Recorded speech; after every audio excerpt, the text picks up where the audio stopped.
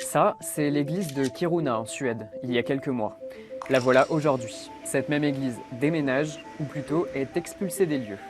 Oui, car l'endroit où elle se situait menace de s'effondrer. Kiruna, c'est une ville du nord de la Suède. Voilà où se trouve l'église. Et ça, c'est une mine de fer, l'une des plus grandes au monde. LKAB, la compagnie qui l'exploite, a foré les sous-sols depuis plus d'un siècle, parfois jusqu'à plus de 1300 mètres de profondeur. Et aujourd'hui, toute une partie de la ville s'est affaissée et menace de s'effondrer. Résultat, en dehors de l'église, c'est tout un quartier historique de Kiruna qui a déjà déménagé. En fait, le projet, c'est carrément de recréer une ville plus à l'est d'ici 2030. Alors, pourquoi sacrifier une ville au lieu d'arrêter de creuser? Déjà, cette mine de fer, c'est la principale activité de la ville.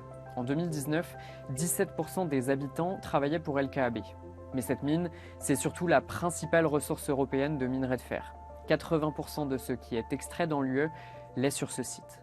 Et au-delà du fer, un immense gisement de terres rares a aussi été découvert ici. Précisément au nord-est de la ville, où la mine, exploitée par LKAB, prévoit de s'étendre. Ces terres rares sont indispensables pour les nouvelles technologies notamment. Et aujourd'hui, l'UE dépend massivement de la Chine pour s'en procurer. Résultat, Kiruna fait bel et bien partie d'un des projets stratégiques de l'UE pour exploiter les terres rares. Mais avec ce nouveau gisement, ce n'est plus à la ville qu'on demande de déménager, mais plutôt aux Rennes et aux Samis.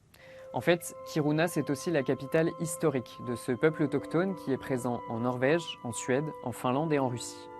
À Kiruna, les Samis vivent notamment de l'élevage de rennes, dont la population est menacée par le réchauffement climatique.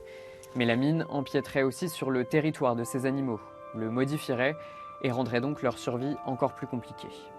Pour l'heure, l'extraction de ces terres rares n'a pas débuté, mais LKAB compte bien la commencer en 2033 au plus tôt.